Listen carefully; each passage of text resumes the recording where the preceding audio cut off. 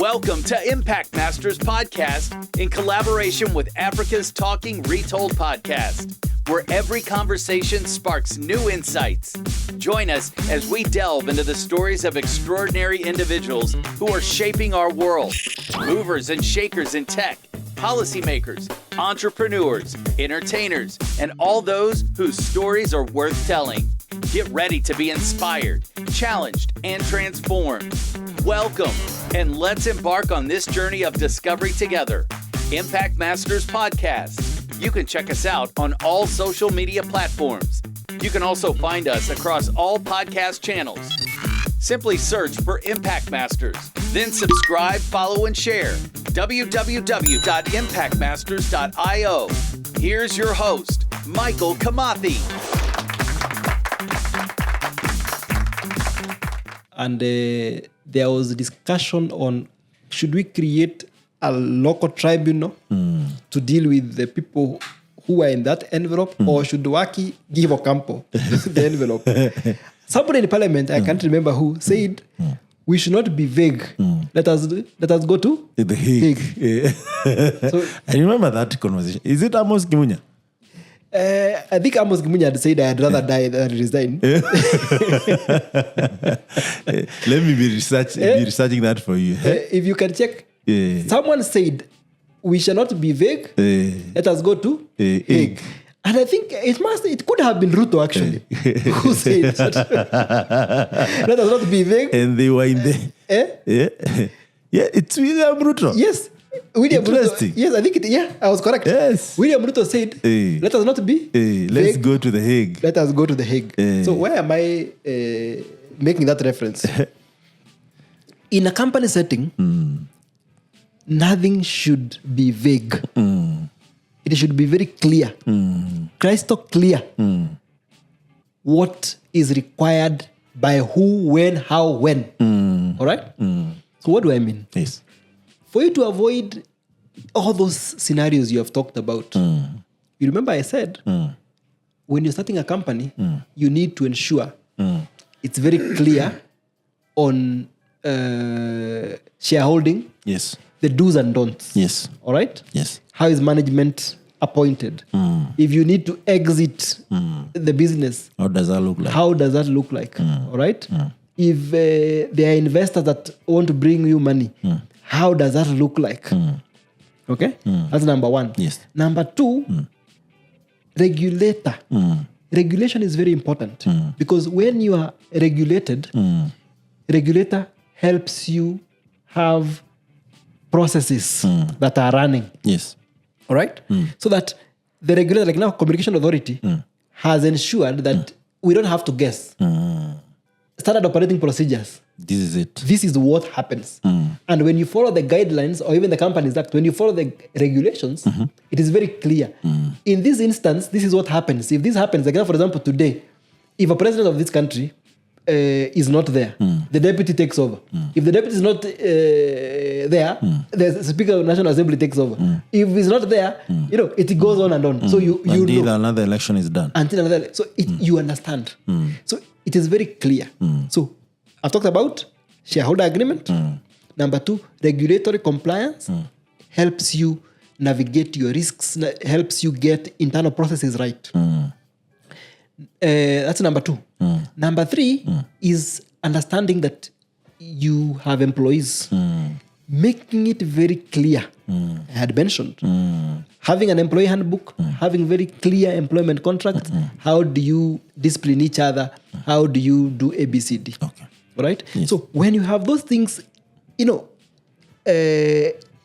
outlined, things like intellectual property, ensuring that the intellectual property that you've come up with, can you ensure that you've registered your IP? All right? Who owns your IP? Yes. Where is the IP owned? When you're talking about tax regulations, when you're starting off, which is the best jurisdiction for us to set up in? All right? So a lot of these things, from the word go, eliminates a lot of problems that you're going to face. Because inevitably people are going to fight. Absolutely, yeah. inevitably you'll have to discipline employees. So if you don't have a disciplinary procedure, how will you do? So it needs to be, you have to have the end in mind. All right. So as you are starting, you have an end in mind. And again, I think my teachers gave me a lot of impact. They told me something when I was in Karuga municipality. Yes. If you fail to plan, you plan to fail. It is what it is. Primary school. So you need to plan. Yes. Otherwise, you are planning to fail. Yes. And that's the same way. Either way, you're planning. The day you say you are starting a company, can you have your exit in mind? How are you going to exit this company? If this company you need to exit through an IPO, initial public offer. It should come since day one. Yes. How do you do it? If you are looking forward to get into a mergers and an acquisition, if you are merging with another company, how does that happen? If you are being acquired by another company, how do you ensure that you as a founder, you don't lose? How do you ensure that if, for example, you are being bought out, how do you ensure that your interests are considered? If you bring in investors and these investors start misbehaving, how do you deal with that? So that needs to be. But there's a lot of people are quick. Oh, you see money, $10 million. Hey, where do I sign? Where do I sign? But then you've signed out all your control. All right? So the thing is to ensure you need legal counsel. You need legal counsel to ensure that you maintain a lot of as much control as you can in an organization, because so that as a founder, you're not a lame duck. Because you see, I told you, remember, you can have, in fact, you can own the entire company, but who is on the board? The board is what makes the decision. So what does that mean? You need to have people on the board that would be aligned. People. Yes. So you need to understand what strategy do I have in this company? What is the company's strategy going forward? All right? So that as you're selling your vision, as you're selling your strategy, you have it in mind that this is a long-term strategy and this is what I'm going to do. And even if I'm getting money from people, I'm not getting money in exchange of all my voting rights, everything, But also, it's a very difficult balance. You see, when we talk about people like, what do you used to call them? The Bretton Woods people. Those days, the World Bank, IMF, those kind of bodies, when they are even coming to organizations, not organizations, countries, they have more leverage. All right? So a lot of times, even when you bring investors or when you bring people to give you money, VCs or even individuals, and you are the one who needs the money, they have an upper hand. All right? So it's very easy to put in a very bad shape. Yes. So a lot of times you are faced with a very bad shareholder agreement that is pro the investors. The investors, yeah. But because you don't know, I've seen those cases in Africa where it's so unfortunate, but at the end of the day, someone will argue. Even investors are in to make the money, are in to make sure that, they're making the best returns. And it's good you have brought these up. How do you avoid such pitfalls going forward? Because, and another question I had for you is, can Africa stocking be a classic use case in dealing with these things? Because also we have passed through those phases whereby, yes, we need the money, we have found the investors, and we have actually learned a few lessons around those scenarios. I think the most important question to ask is, do you need the money? All right? Because I told you, Africa was making money, was profitable by the time we were raising. And it is important to raise, because you cannot then expand without that kind of money. But it is important to know, are you taking good money or are you taking bad money? All right? And the jury is out there to understand, because we have seen in the ecosystem companies that have raised a lot of money and have shut down without understanding what happened. So you need to understand, it is not just about the money. It is about, am I getting a partner who's going to accelerate my business, who's going to buy into the vision that I have and not come and bring their own vision. All right? So that before you make the money decision, you have to make the strategy decision. Yes. Of understanding, yes, we have come to a conclusion that we need money to expand. What options do we have? All right? So, for example, when you're in a specific industry and you get an investor who is aligned into that industry, someone who understands the ins and outs. For example, someone like you, MK, you understand the developer ecosystem inside out across Africa, the world. So if you sit on the board of a company that deals with developers, you'd be able to give more insight and value, and you understand deeply what are the needs of the developer ecosystem. But now put Karuga in a developer ecosystem, I may not know. You legalize the developer ecosystem, which they don't really necessarily. I hear you talking about all these places, Carnegie Mellon, wherever. You know, all the places you guys have gone. And the reason why the developer team, even Africa is talking, is very reputed across Africa, is because you sit with the developers. You understand what their need is. Sometimes we might think it's like a child. A child might think that candy is very good for them, but you as a parent, you know, it's not the best thing always. Yes. All right, but they may not understand.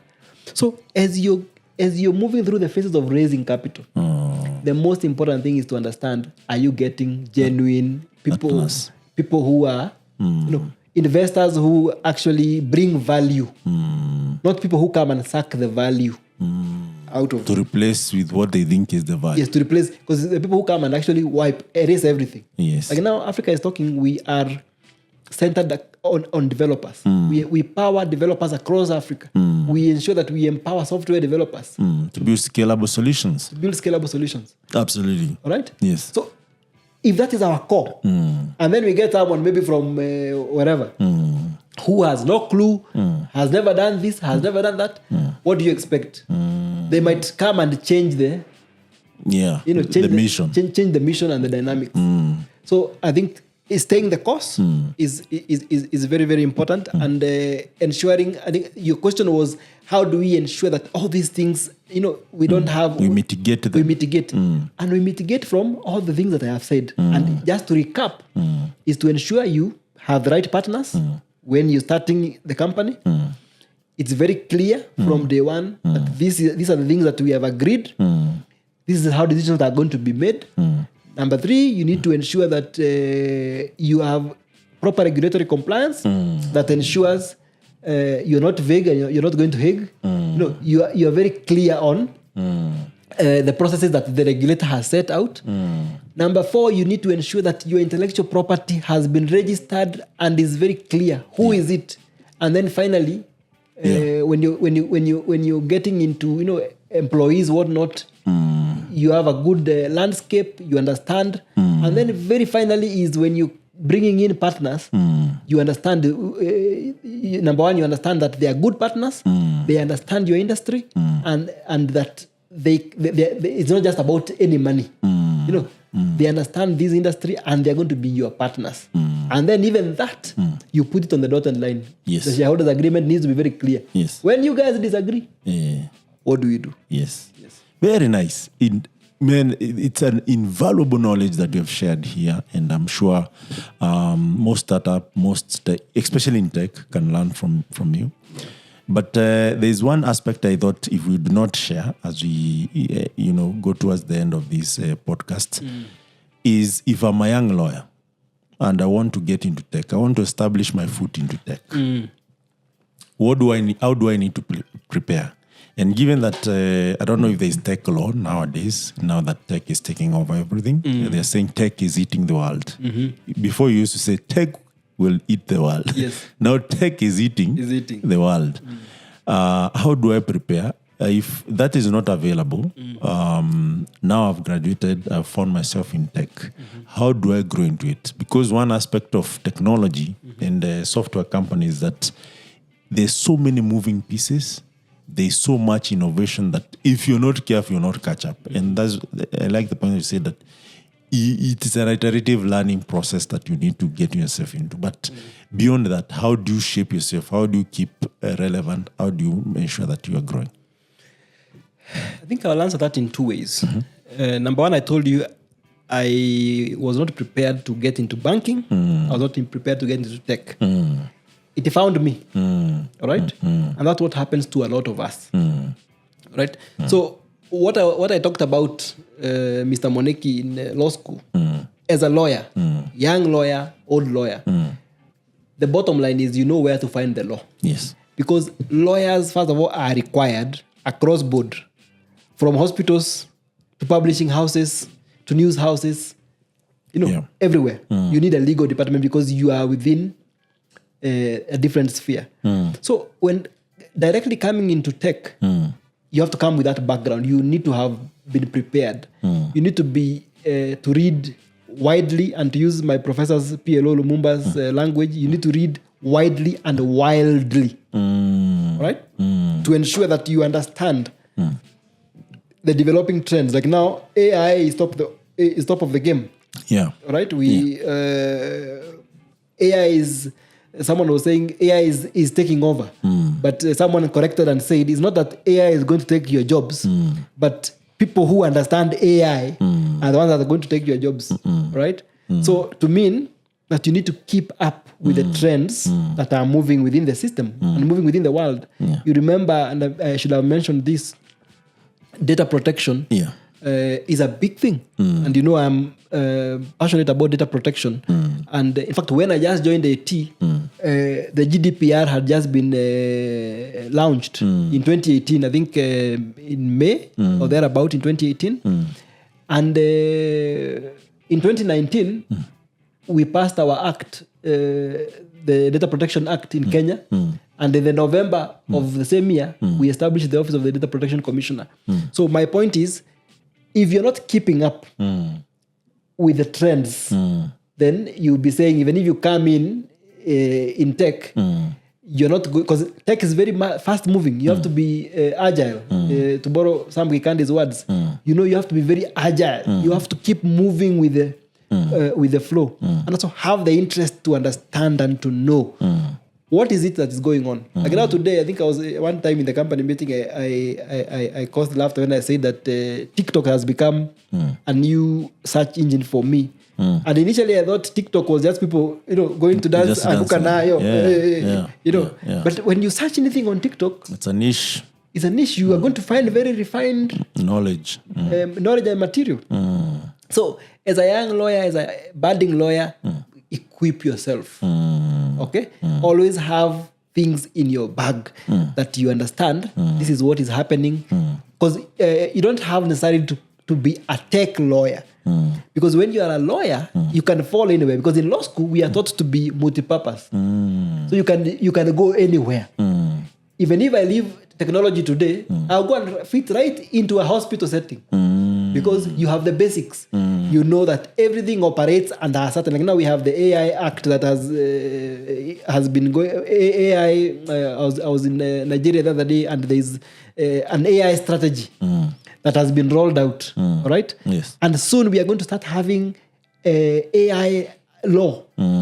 Right? Yes. It's just to immerse yourself into those, because it does not only affect tech, it is cross-cutting. So the simple guidance would be keep yourself abreast, expose yourself to those issues. I think there's a song where they say you put your money where your mouth is. Absolutely. Right? Yes. So you ensure you are equipping yourself in that fashion. Yes. And always know that you cannot get to know everything.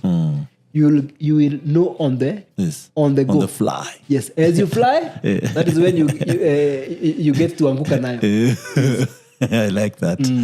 So talking about AI, do you think AI will replace so many careers? I think AI will replace people who do not embrace AI. Yes. Ignorance. Yes. Ignorance is no defense. And in fact, yesterday I was listening to Nyerere, a clip on Julius Nyerere. And he was talking about ujinga na upumbavu. And he was saying, that there is one that can be eliminated. You see, ujinga can be eliminated. Lakini upumbavu is the foolishness. It's really hard. It is very hard. It is a self-inflicted. In fact, someone was saying somewhere that other people are going to cry on your behalf when you are dead and when you are stupid. You know, when you don't feel it, but other people feel the pain. When you are dead, you don't feel the pain. Yes. And also when you're stupid, you don't feel the pain. Ukiwa mpumbavu, you don't feel the pain. People around you feel the pain of jamaa mpumbavu. I don't know which camera he's supposed to look at to give your parting shot before I conclude this. But our chief there will direct us on which one is recording. But nice discussion, Karuga. And thank you for gracing these podcasts and sharing your knowledge, your nuggets, and your experiences, which are personal to you and which I'm sure millions and millions will learn through it over the years to ensure that we are building scalable solutions, but more so building sustainable companies. Because I'm a believer, as much as I work for Africa's Talking, I'm a believer that if we empower more people to succeed in establishing more companies, then we'll solve almost 70% of our problems, including what we were talking about earlier about how government is run, how we elect bad leaders, because we'll have more employers than employees. And when you have more employers than employees, the choice shifts from the employer, may it be an employer can be a politician, to employee. And now you can be able to build that culture together. Yes. What is your key as we wait for our chief there? What is your take on return to work? You know, I saw that this morning that Amazon has requested all the people to be in the office for the 5 days. Let me tell you. In a week. Yes. If it was up to me, there's something that we have missed. Working remotely is excellent. Yes. I love it. And I think when we started working remotely, I worked for 2 straight years in the house. But what we missed is the touch. Because you see, when people, and you remember when we had the coaches meeting, Graham, it is very interesting fashion. So that you could be in a conference call and someone is muted and the video is off and they are with their partners. Yes. So only when it comes to bye guys, unmute, bye. You unmute quickly, bye. But then it is very important for interaction. Physical interaction is not the same as keyboard interaction. And important. While I may not say people need to go to work, to come to work fully, 100%, I would say it's important to have a hybrid where we have half the week you have the option of coming to the office, half the week you have the option of staying home, but ensure that there is that physical touch, I'll add a caveat that we need to improve the remote work experiences, and we need to be very intentional about it, because you see, home is home. Yes. And home was set for many years before remote work. Actually, remote work was so popular after COVID, which is 4 years now, and counting. But now there are companies who have been very intentional about work from home, and they have actually given you all you need, including telling you the hours you should be able to, do whatever you need. Then there's tooling, which gives checks and balance, because by default humans are not responsible. And if I get a chance where I not be held accountable, then be it. So there is that. But ideally, that's my take. But also to say, because we have worked for Africa's Talking, and my experience has been self-managing teams, self-organizing teams, right? Yes. To mean that today, even if I wake up and go to Kikoma Market to go and buy something, or I go to Nyamakema, I know there are specific things I need to deliver on. So whether I am in the office or I'm not in the office, doesn't matter. I have that obligation. And I know that I need to respect that. That is why I like the issue of self-managing teams. But then you rightly said, somehow people abuse it. Because now, unless sometimes people need to be policed around. But now the problem with being policed around, you realize that people will only want to look busy. And they're just playing chess on the computer. So the boss can see you're looking at the computer. But the truth of the matter is, you work when you self-manage and you self-regulate. So when you introspect deeply, whether coming to work or you don't come to work, doesn't make any difference. Does not make a big difference. Just for me, the only reason is interaction, but not discipline. Yeah, absolutely. Yeah, that's your camera, your parting shot. Wow, I think I still feel like there's a lot we have not covered. Absolutely. And we may, I think maybe the next time we are having a podcast. No, we'll have niche discussion. Yes, we may now have very targeted discussion. Yes, and we go deep. You noticed I am very passionate about leadership, financial literacy, governance. We'll start with financial literacy. Those are my very good ones. Yes. And I remember one time, I remember when we were talking, there's a video you pulled. And I think you need to, you even brought to my attention that I have a YouTube channel. Yes. Now we need to start working on it. Absolutely. One of the videos, one time I was talking in front of President Moi. I quoted JFK. And JFK said that a society that does not pay homage and respect to its youth is a society at adrift, a giant headed for the rocks. Right? The youth is a big population in this country, and in Africa and the world. 70% to be exact. Very good. If we do not respect and pay homage to the youth, and now it is us as the youth who should respect ourselves and ensure that we are on the front line. Yes. As what we had discussed. We need to take what is rightfully ours. We need to take leadership. We need to take the bull by its horns and ensure that we are moving Africa, we are moving this country forward. All right? Because Africa is ours and we'll change Africa in our lifetime. My parting shot would be, now that's a very difficult thing to even, was that a parting shot that I did? But yeah, I think been a good having you guys been engaging in this discussion. I look forward to having other discussions. It was very insightful. I also realized that I was able to